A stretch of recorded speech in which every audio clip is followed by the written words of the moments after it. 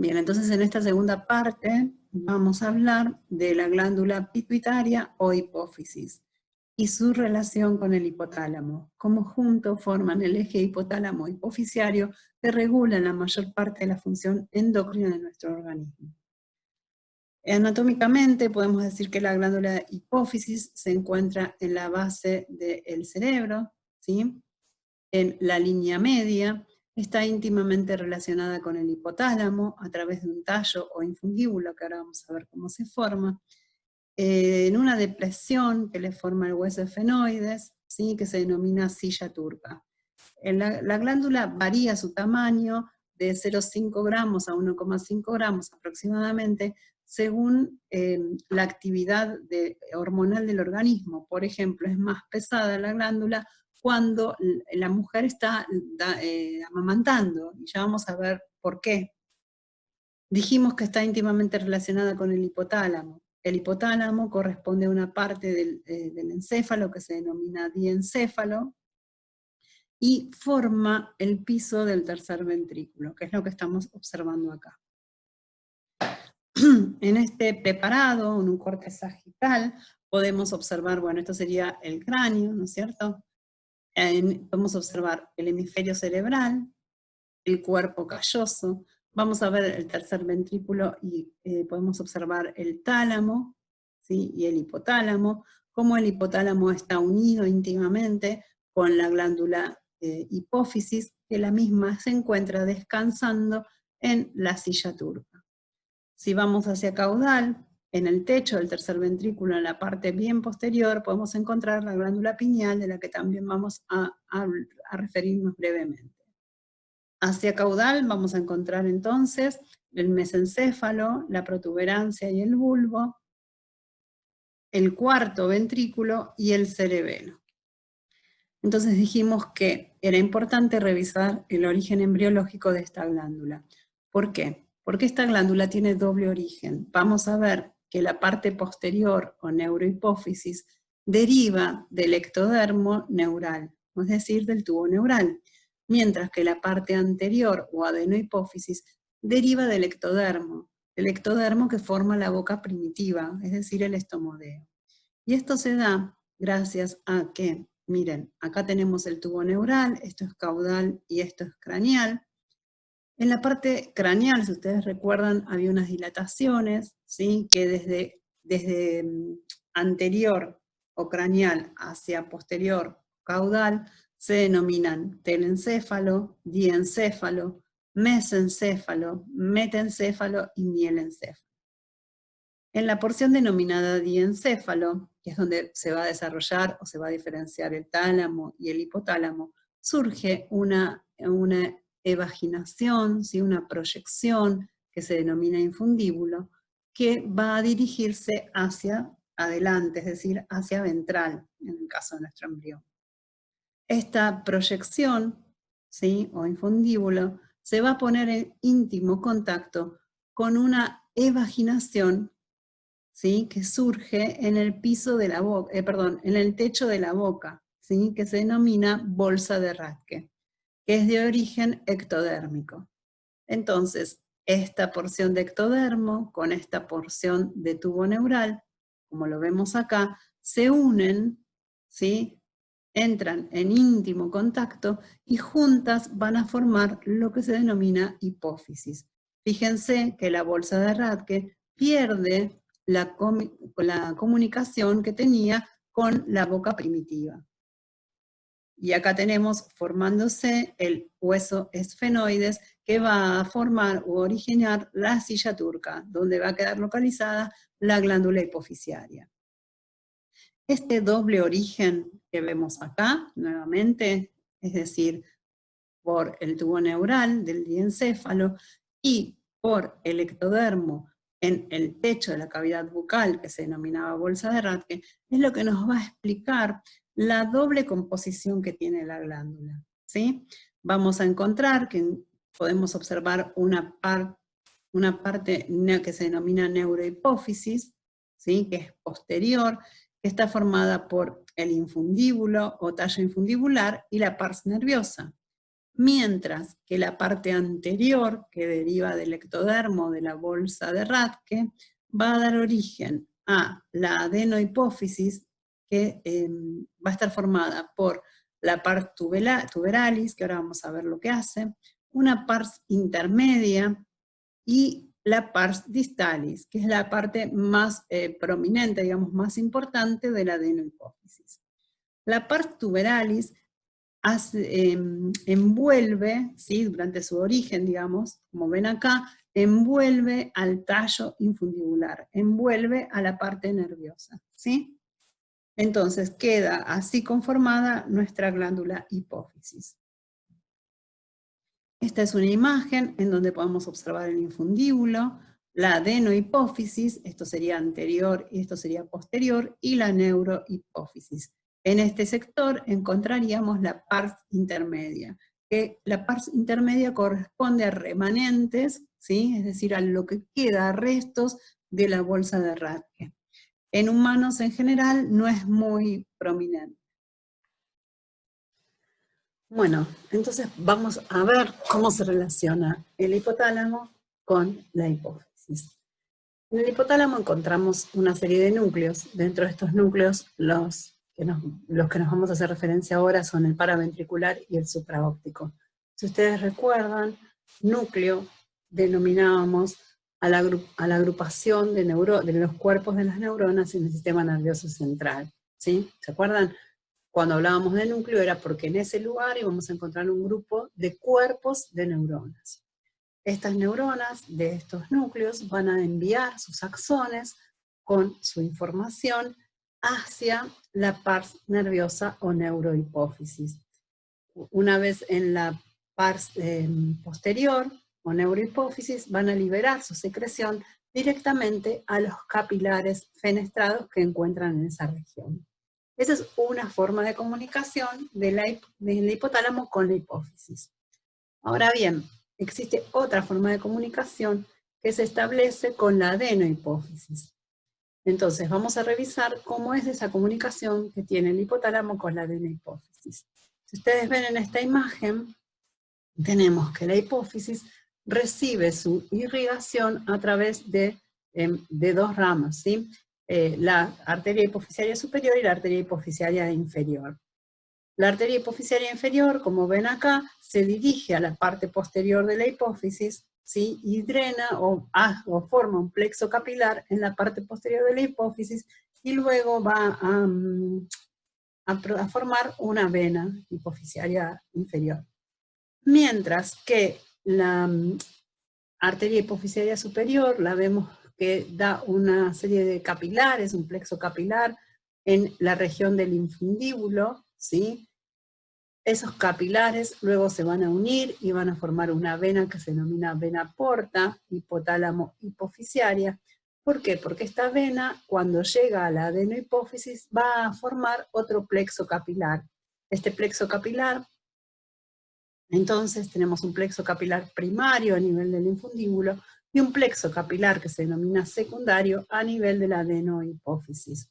Esto es importante porque permite que las neuronas que encontramos a nivel de eminencia media del hipotálamo liberan su producción en el infundíbulo, en el plexo capilar primario. Cuando este plexo capilar primario, luego de pasar por la vena porta, forma o pasa por el plexo capilar secundario, va a ejercer su acción, ya sea estimulando o inhibiendo a las células de la adenohipófisis. ¿Y por qué es importante este eje hipotálamo hipofisiario? Nosotros vamos a ver que el hipotálamo se encuentra en la región del cerebro denominada diencéfalo y regula, ¿sí?, o integra información que le llega, por ejemplo, de la corteza cerebral. Nosotros tenemos nuestros órganos de los sentidos, que van a recibir la luz, el sonido, el olor, el tacto, ¿sí? Toda esta información a través de los órganos de los sentidos se va a integrar a nivel de los centros cerebrales superiores, y va a haber unas vías que se denominan en general córtico-hipotalámicas, que van a llevar esa información al hipotálamo. También el hipotálamo recibe información de los centros osmóticos para el control de la presión arterial, el control de la temperatura, control del apetito, del sueño, de los estados de ánimo, ¿sí? Todo eso va a ser integrado en el hipotálamo. Y el hipotálamo, a través de estas dos vías que vimos, que sería a través de la parte nerviosa, con la parte nerviosa de la hipófisis, y a través de los plexos venosos o el sistema porta hipotálamo hipofisiario, va a actuar sobre la hipófisis, ¿sí? ¿Cómo actúa sobre la hipófisis? Va a liberar hormonas que van a estimular a las células de la hipófisis para que produzca distintos factores que estimulan a su vez a las distintas glándulas endocrinas, ¿sí? Ahora vamos a ver con un ejemplo, que sería el ejemplo de la glándula tiroidea.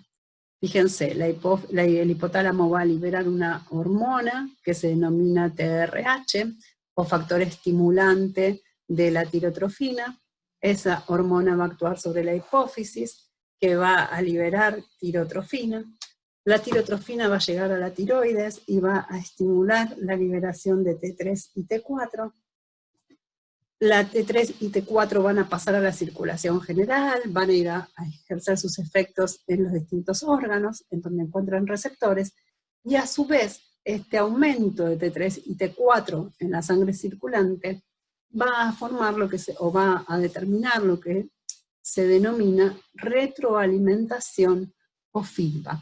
Esto es, que va a informar a la hipófisis y al hipotálamo que ya hay suficiente T3 y T4, que no estimule más a la glándula, ¿sí? Esto se denomina retroalimentación o el feedback negativo. Entonces, repasando cómo estaba formando el sistema porta hipotálamo hipofisiario. Teníamos las venas hipofisiarias superiores, las arterias hipofisiarias superiores y las arterias hipofisiarias inferiores. En este caso, en esta imagen, esto es posterior y esto es anterior. Recuerden que las arterias hipofisiarias inferiores van a dar un plexo capilar a nivel de la neurohipófisis o hipófisis posterior y van a drenar en la vena hipofisiaria posterior. Mientras que la arteria hipofisiaria superior, ven que nace o irriga a nivel del infundíbulo, va a ser un primer plexo capilar, que se denomina plexo capilar primario, va a formar luego las venas porta, hipotálamo, hipofisiario, y estas venas van a formar un segundo plexo capilar a nivel de la adenohipófisis, que va a ser drenado por las venas hipofisiarias anteriores. Entonces, esto nos explica cómo la información, ¿sí?, de las neuronas hipotalámicas de la eminencia media llegan a la adenohipófisis y van a ejercer ya sea su acción, ya sea estimulando o inhibiendo. Bien, acá tenemos cómo en la eminencia media, una imagen como explica que en la eminencia media las neuronas que regulan a la adenohipófisis liberan sus factores en los capilares fenestrados de esta región de la eminencia media. Esos capilares van a ir luego a pasar a través de este sistema porta por la adenohipófisis. La liberación de estos factores que hace el hipotálamo en estos capilares primarios y van a ir a actuar sobre la adenohipófisis pueden estimular o inhibir la secreción de la hipófisis. Entonces, acá tenemos un esquema de cuáles son las hormonas que va a liberar este eje hipotálamo hipofisiario. Nosotros tenemos que a nivel de la parte nerviosa de la hipófisis encontrábamos las terminales axónicas que provenían de los núcleos paraventriculares y supraópticos. Estos núcleos paraventriculares y supraópticos van a liberar en la neurohipófisis lo que se conoce como hormona antidiurética y oxitocina. Después vamos a ver cuáles son las funciones. A nivel de la eminencia media teníamos cuerpos de neuronas que van a liberar sus factores, ya sea que van a inhibir o estimular a través del sistema porta hipotálamo hipoficiario a la adenohipófisis. Fíjense que dentro de la adenohipófisis tenemos distintos tipos de células. En este esquema están representadas las acidófilas y basófilas. Las acidófilas van a producir prolactina, que va a estimular la secreción mamaria, va a producir también hormonas de crecimiento, que se denominan somatomedina. Esta somatomedina va a tener distintas acciones en el tejido adiposo, en el músculo y en el hueso. La función de esta hormona es estimular el crecimiento. Mientras que las células basófilas van a secretar hormonas, los que se conocen como la hormona folículo estimulante y luteinizante, que van a actuar en las gónadas, ya vamos a ver cómo. La hormona tiroestimulante, que actúa sobre la glándula tiroides, produciendo el aumento de T3 y T4. Y otra hormona que se denomina ACTH o adenocorticotropina, que va a actuar sobre la corteza suprarrenal. Bien. Entonces, vimos dos de los mecanismos de comunicación del hipotálamo y la hipófisis. Uno era a través de la secreción de estos factores en los vasos, ¿sí? Acuérdense de los plexos papilares primarios y secundarios, que van a ir a actuar sobre las células de la hipófisis. Otro mecanismo era a través de la producción en los núcleos supraóptico y paraventricular, que va a ser, esa producción va a ser liberada directamente a la sangre, por lo que se conoce como neurosecreción, de hormona ocitocina y antidiurética, en la parte nerviosa de la hipófisis. Perdón. Y otro tercer mecanismo de regulación del hipotálamo con respecto al sistema endocrino, ¿sí? Es a través del estímulo simpático que hace directamente en la médula suprarrenal. ¿Está bien?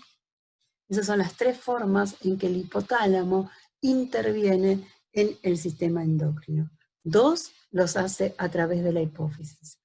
Y un tercero lo hace separado de la hipófisis, sin que la hipófisis intervenga. Este tercer mecanismo es por un estímulo simpático, ¿sí? Acuérdense del sistema nervioso periférico simpático, directamente o actuando directamente en la zona medular de la glándula suprarrenal y produciendo de esta forma la secreción de adrenalina y noradrenalina. La vamos a ver también más adelante cuando veamos glándula suprarrenal. Bien. Histológicamente, entonces, podemos ver que la glándula hipófisis está formada por un lóbulo posterior y un lóbulo anterior. En este caso, esto es posterior y esto es anterior. El lóbulo posterior, vamos a ver que está formado a su vez por un infundíbulo, ¿sí? Y una pars nerviosa. Mientras que el lóbulo anterior, vamos a ver que está formado por la pars tuberalis, ¿sí? La pars distalis, y hay una zona o pars intermedia. Fíjense que la pars tuberalis es como que envuelve, ¿sí? Como que hace esto, envuelve a la infundíbula. ¿Está bien? Entonces, vamos a ver cómo están formadas histológicamente estos distintos componentes, estas distintas partes. El lóbulo anterior, o adenohipófisis, dijimos que reconocíamos la pars distalis, la pars intermedia y la pars tuberalis. En la pars distalis podemos diferenciar tres tipos de células. Podemos ver las células cromófobas, es decir, que no se tiñen, ¿sí? Y las células que se denominan cromófilas, es decir, que tienen afinidad por la coloración. Dentro de estas cromófilas puede ser que sean acidófilas, ¿sí? Como en este caso que tenemos acá, o basófilas. ¿Está bien? Cromófobas no se tiñen su citoplasma, acidófilas se tiñen bien con colorante ácido, o sea que se van a tener bien rosadas, y basófilas se tiñen de coloración azul. ¿Está bien? La coloración va a estar dada por los gránulos que contengan estas células. Entonces, estas células basófilas contienen gránulos que le dan esa coloración, mientras que las acidófilas contienen gránulos que tienen afinidad por el colorante ácido. Ahora, las células cromófobas no tienen gránulos, entonces puede ser que sean células jóvenes que todavía no tienen secreción, o puede ser células que ya hayan liberado su secreción, ¿sí? En general se componen un 50% son células cromófobas y el otro 50% está repartido entre las células basófilas y las acidófilas. En la parte intermedia vamos a ver que podemos encontrar unos remanentes de la bolsa de Rathke que tienen forma folicular, ¿sí? Y en general esa zona de la hipófisis en los humanos no está muy desarrollada y corresponde a la secreción de la hormona melanocito estimulante. Bien, es esto que vemos acá, ¿sí? Esta especie, estos folículos con secreción en su interior, que correspondería a la pars intermedia. De este lado encontramos la pars distalis con los distintos tipos de células, ¿sí? Cromófobas y cromófilas, y de este lado encontramos la pars nerviosa. Bien. Dentro de la adenohipófisis vamos a encontrar, dijimos, células acidófilas y células basófilas. Dentro de las células acidófilas vamos a tener que secretan dos productos, la somatotropa, o las células somatotropas, y las células lactotropas. Las células somatotropas son las que secretan o producen hormona de crecimiento, mientras que las lactotropas son las que producen la prolactina, ¿sí? Las basófilas son las que producen, tenemos de tres tipos de células que producen adenocorticotrofina, tirotrofina o las hormonas folículo estimulante y luteinizante. Es decir, que se denominan corticotropas a las que producen adenocorticotropina, tirotrofas a las que producen tirotrofina, y gonadotrofas a las que producen hormona folículo estimulante u hormona luteinizante. La mnemotécnica sería que las acidófilas están solas, mientras que las basófilas están contigo. Bien, y acá podemos observar la diferencia, ¿sí? Entre las células cromófobas, que no tienen su citoplasma muy clarito, que no se ve, las acidófilas, que se tiñen bien eosinófilas, ¿sí? Y las basófilas, que se tiñen bien azuladas. Fíjense que están dispuestas estas células en cordones, ¿sí? Cordones irregulares, y la íntima relación que tienen con los capilares, que como dijimos son sinusoides fenestrados, ¿sí? Entonces, dentro de las células acidófilas que encontrábamos en la adenohipófisis, encontrábamos aquellas que se denominaban somatotropas. Estas células son las encargadas de producir hormona de crecimiento. Ahora bien, la producción de estas células va a estar regulada por el hipotálamo, a través de dos factores, un factor estimulador y un factor inhibitorio. El factor estimulador se denomina somatocrinina, ¿sí? Mientras que el factor que inhibe la secreción de hormona de crecimiento se denomina somatostatina. Estos dos factores van a actuar, es decir, producidos por el hipotálamo, van a actuar en la adenohipófisis, y la adenohipófisis, en respuesta a estos factores, va a liberar hormona de crecimiento o no. Si libera hormona de crecimiento, vamos a ver que esta hormona de crecimiento va a actuar directamente en los órganos blancos, como por ejemplo el hígado, por ejemplo el tejido adiposo, por ejemplo el músculo, y va a producir factores que se denominan somatomedina o factores insulinosímiles. Estos lo que van a hacer es estimular el crecimiento y la multiplicación de las células. Van a permitir o van a estimular que las células capten aminoácidos para realizar síntesis de proteínas, van a aumentar la velocidad de crecimiento del músculo y del hueso, ¿sí? Sobre todo en la niñez y en la adolescencia, en los adultos se encarga de mantener los músculos, ¿sí? Tiene que ver con el aumento de la lipólisis en el tejido adiposo, y estos ácidos grasos libres van a intervenir o van a favorecer la producción de ATP. Bien, estas hormonas se producen más abundantemente durante la noche, es decir, durante el descanso, y es favorecida su liberación por el ejercicio físico, el estrés y los traumatismos e infecciones. Entonces, ¿cómo es la secreción de esta hormona? Vamos a ver, por ejemplo, que niveles bajos de glucosa en sangre, es decir, lo que se denomina hipoglucemia, estimulan a nivel del hipotálamo la secreción de somatocrinina, es decir, factor estimulante de la liberación de hormona de crecimiento. Este factor va a actuar en la adenohipófisis, aumentando la secreción de hormona de crecimiento. Esta hormona de crecimiento dijimos que iba a producir la liberación de factores como somatomedina o factor insulinosímil, que va a intervenir o va a acelerar la degradación de glucógeno en el hígado para formar glucosa. Esta glucosa va a pasar a la sangre, ¿sí? Y va a llegar a los niveles o valores normales. Si la glucosa continúa aumentando, es decir, pasa a los valores normales, este aumento va a realizar un feedback negativo, ¿sí?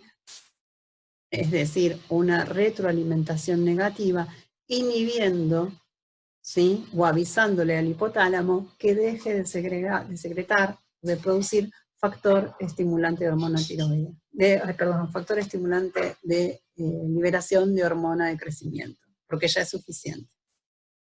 En cambio, niveles altos de glucosa en sangre, es decir, hiperglucemia, van a estimular la producción de somatostatina, es decir, la producción del factor que inhibe la secreción de hormona de crecimiento. Al inhibir la producción de hormona de crecimiento, vamos a ver que bajan los factores insulinosímiles en sangre, bajan los factores la somatomedina en sangre, ¿sí? Esto disminuye la producción de glucosa por el hígado, ¿está bien? Entonces va a haber menos glucosa en el hígado. Esta glucosa baja en el hígado, si baja por debajo de los valores normales, ¿sí? Va a producir o va a producir una retroalimentación negativa o un feedback negativo, avisándole al hipotálamo que deje de liberar somatostatina. Entonces, tenemos cuadros que se presentan por alteración en la secreción de esta hormona, ¿sí? Por ejemplo, podemos tener, cuando hay un déficit de hormona de crecimiento en chicos, un enanismo de causa hipoficiaria. En cambio, si tenemos una hipersecreción en los niños, donde todavía no se ha cerrado el cartílago de crecimiento y esto permite que los huesos sigan creciendo en largo, vamos a tener cuadros de gigantismo como el que observamos en la foto. En cambio, si este cuadro se presenta en adultos, en donde el cartílago epifisiario ya se cerró, ¿sí? Es decir, los huesos largos no pueden crecer más en longitud, tenemos cuadros de acromegalia, en donde lo que crecen son las extremidades, las manos, los pies, la cara, ¿sí? En esos casos el hueso continúa creciendo y se presenta el cuadro conocido como acromegalia. También con una hipersecreción de esta hormona de crecimiento, vamos a tener la hiperproducción de factores insulinosímiles. Este exceso de hormona de crecimiento lo que nos va a llevar es que aumente la glucosa en sangre. Este aumento de glucosa en sangre va a estimular continuamente a los islotes pancreáticos para que secreten insulina, y esto puede producir un agotamiento de estos islotes, produciendo lo que se conoce como diabetes pituitaria. Dentro de las células acidófilas, que si recuerdan dijimos que eran de dos tipos, las somatotropas y las lactotropas. Las lactotropas son las encargadas de secretar prolactina. Corresponden al 10 al 15% aproximadamente de las células cromófilas. Estas células reciben también información del hipotálamo de dos tipos, estimulante e inhibitoria. al igual que las células somatotropas, es decir, las dos células acidófilas reciben estímulos positivos y negativos del hipotálamo hacia la hipófisis. Entonces, el hipotálamo a las células lactotropas las estimula a través de un factor liberador de prolactina y las inhibe a través de un factor inhibidor de la secreción de prolactina, que es la dopamina. La secreción de prolactina por la adenohipófisis vamos a ver que actúa fundamentalmente sobre las glándulas mamarias, estimulando el desarrollo de las mismas y la producción de leche. También inhibe a nivel de la adenohipófisis la secreción de gonadotrofina, que ya vamos a ver que esto inhibe la ovulación. Disminuye el deseo sexual, favorece la absorción de calcio en el intestino porque vamos a necesitar ese calcio para la formación de leche. La secreción de hormona de prolactina aumenta luego de las comidas, aumenta con la actividad corporal y también durante la fase REM del sueño. Bueno, vamos a comenzar a hablar entonces de las células basófilas de la adenohipófisis. Las células basófilas de la adenohipófisis, si ustedes recuerdan, la regla mnemotécnica que habíamos hecho era contigo, es decir, corticotropas, gonadotropas y tiroidotropas. Vamos a empezar con las adenocorticotropas. Estas células corresponden al 15 al 20% de las células cromófilas, producen una molécula que se denomina proopiomelanocortina, que luego es cortada o escindida en moléculas más pequeñas, dentro de las que encontramos a la adenocorticotrofina o ACTH, a la hormona melanocitoestimulante, a las beta-lipotrofinas. Estas beta-lipotrofinas podemos encontrar endorfinas y encefalinas. Bien, la hormona adenocorticotrofina o corticotrofina o ACTH, como vemos en este esquema, depende ¿sí?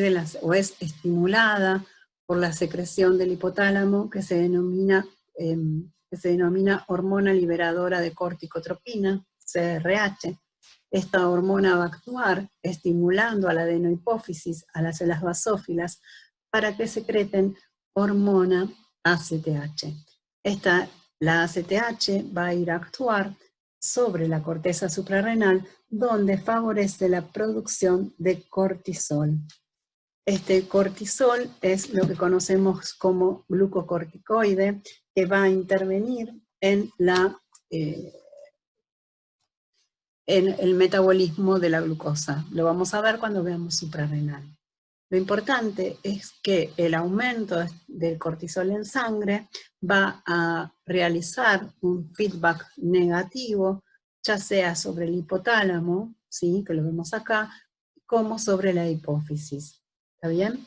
Fíjense que el hipotálamo para la secreción de corticotropina tiene una regulación circadiana, es decir, que aumenta durante el día y disminuye durante la noche. También es estimulado por el estrés, la hipoglucemia, la exposición al frío y el dolor. Todos esos estímulos actúan sobre el hipotálamo, aumentando la secreción de hormona liberadora de corticotropina. Esto va a actuar sobre la adenohipófisis va a liberar ACTH y vamos a tener un aumento de cortisol a nivel sanguíneo. Entonces, ¿cómo está regulada la liberación de los glucocorticoides por la glándula suprarrenal? Vamos a ver que estímulos como por ejemplo el estrés, la disminución de la glucosa, traumatismos, ¿sí? Van a estimular la secreción de hormona corticotropa. Si yo administro glucocorticoides externos, ¿sí? Por ejemplo en un paciente inmunodeprimido por un trasplante, esta secreción va a encontrarse disminuida. Esta hormona corticotropa va a actuar sobre la adenohipófisis, estimulando la producción de ACTH. La ACTH va a actuar sobre la zona fasciculada de la glándula suprarrenal con la producción de cortisol. Este cortisol va a actuar sobre el músculo estimulando la movilización o la proteólisis, es decir, la destrucción o pérdida de aminoácidos, ¿sí? Va a actuar sobre las células adiposas, favoreciendo la movilización de los ácidos grasos, va a actuar en el hígado, en donde va a producir lo que se denomina gluconeogénesis, es decir, la producción de glucosa a partir de aminoácidos. Entonces, todo esto va a llevar a un aumento de glucosa en sangre.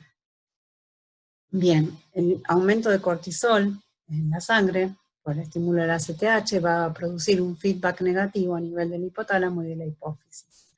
Ahora, ¿qué pasa en un paciente inmunosuprimido? El paciente inmunosuprimido tiene altos los glucocorticoides, ¿sí?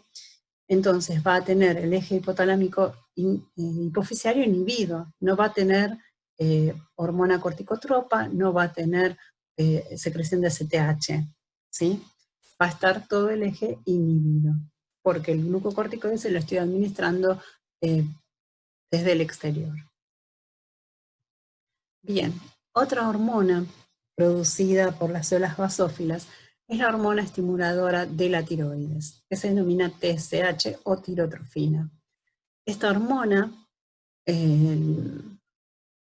tirotrofina, es estimulada o regulada su liberación por la tirotropina o TRH producida en el hipotálamo, ¿sí? Entonces tenemos que el hipotálamo produce la TRH o hormona liberadora de tirotropina. Esta hormona llega a la adenohipófisis en donde va a producir la liberación de TSH o tirotrofina. La tirotrofina, al ser liberada en sangre, va a ir a actuar sobre la glándula tiroides y va a producir,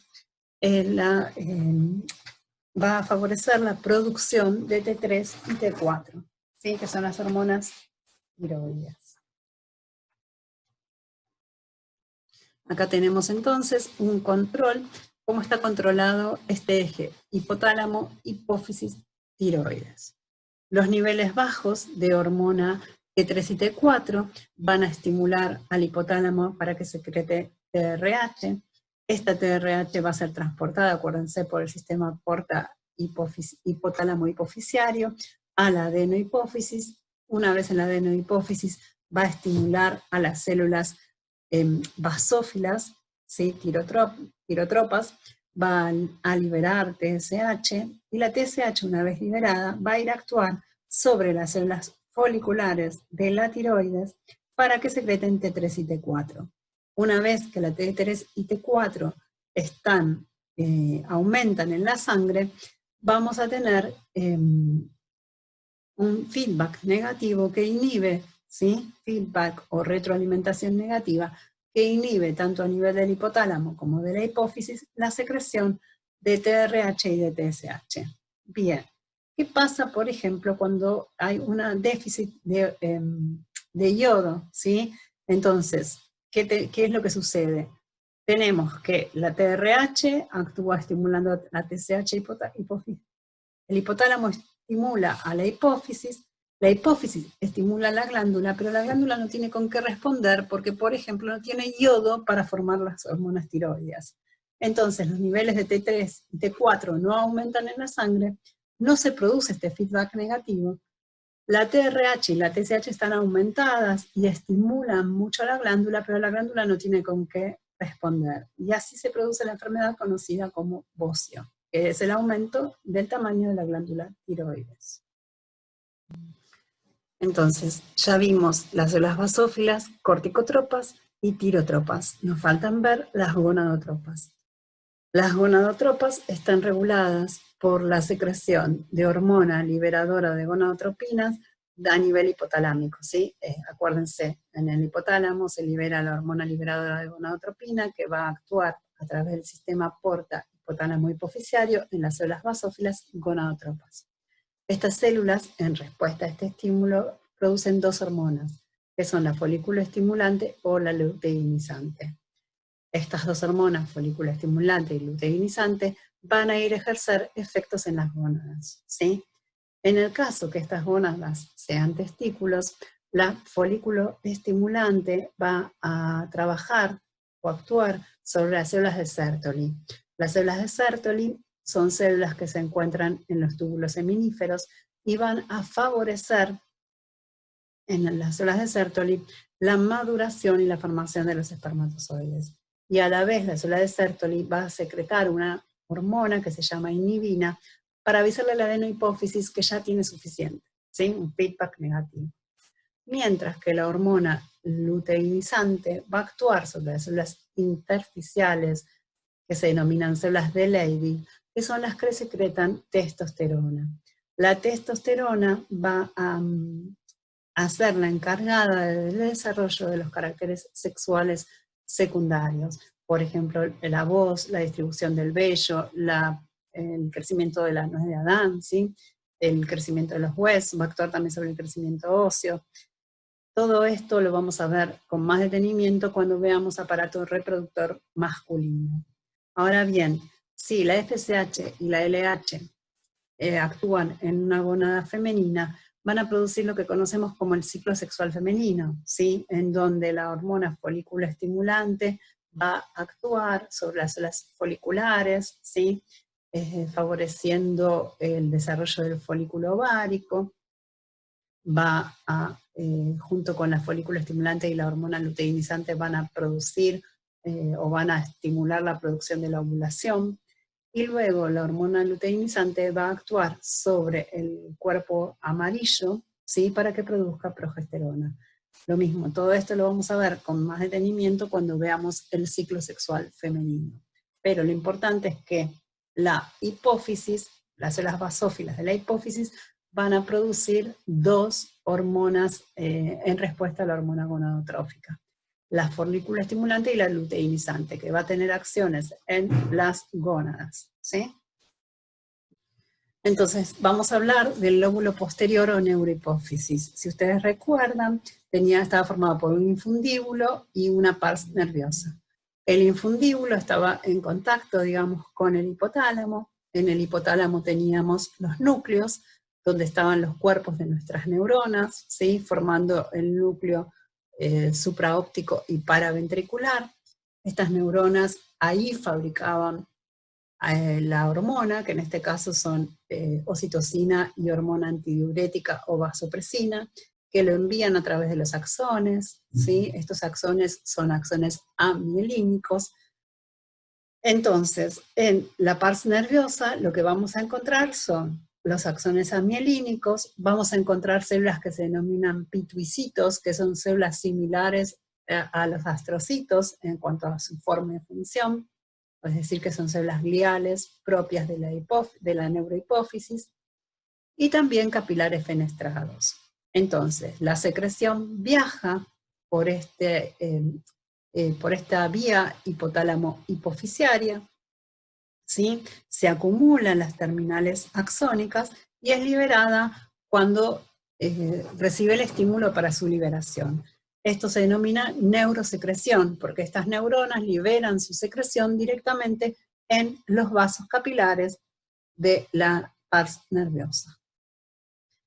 Ahí está, vamos a repasarlo. Entonces tenemos los núcleos paraventriculares, ¿sí? Paraventriculares y supraópticos, que están en el hipotálamo, viajan a través del haz hipotálamo hipofisiario, ¿sí? A los axones, que son amielínicos. Recuerden que tenemos axones amielínicos, capilares fenestrados y pituicitos en la parte posterior, y van a secretar hormona antidiurética o vasopresina y ocitocina.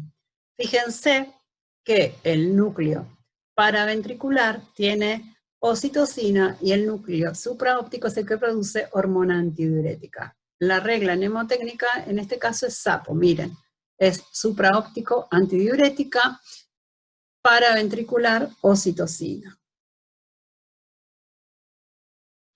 Entonces, en esta microfotografía podemos observar la pars nervosa, ¿sí? La pars intermedia, en donde vemos la presencia de folículos, ¿se acuerdan? La pars intermedia en el humano estaba poco desarrollado, y estaba representado por estos folículos que eran como vestigios de la bolsa de Rathke. Esta parte sería la parte distal y esta parte es la parte nervosa. En la parte nervosa podemos observar los pituicitos, que son las como gliales, ¿sí? Como restos gliales, y capilares fenestrados. También es importante observar en la hipófisis, o se pueden encontrar, estos cuerpos que se llaman cuerpos de Hering, que son los acúmulos de esas secreciones que están en las terminales axónicas. ¿Cómo se liberan las hormonas de la neurohipófisis? El hipotálamo, acá tenemos, esto sería anterior y esto sería posterior. Recuerden, el hipotálamo tiene los cuerpos de las neuronas en los núcleos. Estas neuronas emiten axones, ¿sí? Que forman el haz hipotálamo hipoficiario, ¿sí? Cuya terminal va a encontrarse en la parte nerviosa de la neurohipófisis. En esta terminal nerviosa se acumulan estas secreciones que cuando se estimula su liberación, son liberadas directamente en el plexo capilar formado a partir de la arteria hipoficiaria inferior. Son liberados directamente al plexo sanguíneo. Bueno, entonces vemos que una de las secreciones de la hipófisis posterior es la antidiurética o vasopresina. La hormona antidiurética actúa estimulando a nivel renal la reabsorción de agua, ¿sí? Y también a nivel de las arteriolas, por la contracción del músculo liso de las arteriolas, produce un aumento de la presión arterial. Vamos a ver que un déficit de esta hormona, como por ejemplo en una lesión del hipotálamo, ¿sí? Falta la hormona antidiurética, el paciente puede desarrollar una diabetes insípida. Esto es, que tiene orinas muy frecuentes, que pueden ser más de 20 litros por día, ¿sí? Y muy diluidas, es decir, que lo que sucede es que no puede retener el agua y concentrar la orina. ¿Cómo está regulada la secreción de antidiurética?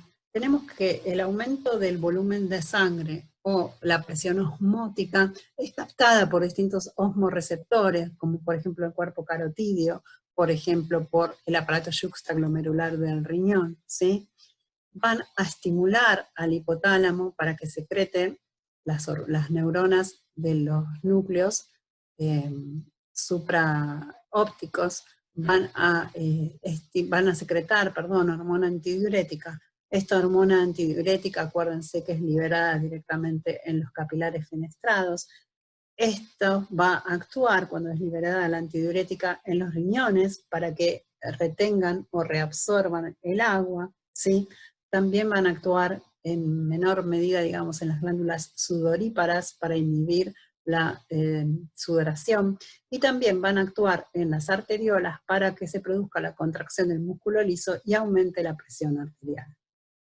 En cambio, una presión osmótica baja, es decir, que hay poco volumen sanguíneo, ¿sí? Va a inhibir los centros osmorreceptores hipotalámicos y esto va a inhibir la secreción de hormona antidiurética. La otra hormona que se produce en los núcleos paraventriculares del hipotálamo viaja por los axones amielínicos de las hipotálamo hipoficiario hacia la parte nerviosa, donde se acumula en los terminales axónicos y es liberada a través de la neurosecreción directamente en los capilares fenestrados, es la oxitocina. Esta hormona, también conocida como hormona del amor, produce la contracción de las fibras musculares lisas en el útero durante el parto, facilita la eyección de leche a través de el estímulo que produce la succión en los mecanorreceptores del pezón, estimula la liberación de oxitocina, que contrae las células musculares mioepiteliales, y esto favorece el descenso y eyección de leche. También actúa durante el coito en la contracción de la musculatura lisa de los ductos deferentes y de la próstata en el hombre. Aumenta la capacidad de los hombres de ser empáticos. También actúa durante el coito en el clítoris, la vagina, el cervix, la mama y los pezones en las mujeres, porque estimulan durante las relaciones la secreción de oxitocina en la sangre. La liberación de oxitocina llega máximo a 1 minuto luego del orgasmo y intensifica las contracciones del músculo liso. Bien, entonces vamos a hablar unas palabras de la glándula pineal. Dijimos que la glándula pineal se encontraba en la parte posterior del diencéfalo, en el techo del tercer ventrículo, en este sector. Es una glándula que tiene un origen neuroectodérmico, se localiza, bueno, en el techo del tercer ventrículo, mide aproximadamente entre 5 y 8 milímetros, ¿sí? Histológicamente vamos a ver que encontramos 2 tipos de células, uno son los pinealocitos y otras son células de la glía. Es común encontrar en las imágenes histológicas acérbulos o arenilla cerebral, que son depósitos de calcio de forma concéntrica. Esta glándula produce melatonina, que vamos a ver que la secreción de la melatonina aumenta con la oscuridad y disminuye con la luz. Es decir, que esta glándula tiene relación con el ritmo circadiano, es decir, que regula el ritmo circadiano. Los pinealocitos vamos a ver que están dispuestos en cúmulos o cordones, formando lóbulos, y que en su citoplasma podemos encontrar que tienen extensiones con dilataciones en forma de bate que están en contacto, estas dilataciones, con los capilares. Y ahí es donde liberan la melatonina. Entonces, esta glándula, a través de la secreción de melatonina, regula el ritmo circadiano de luz y oscuridad. Es decir, que es un órgano fotosensible. Y con esto terminamos la segunda parte de hipófisis y eje hipotálamo hipoficial.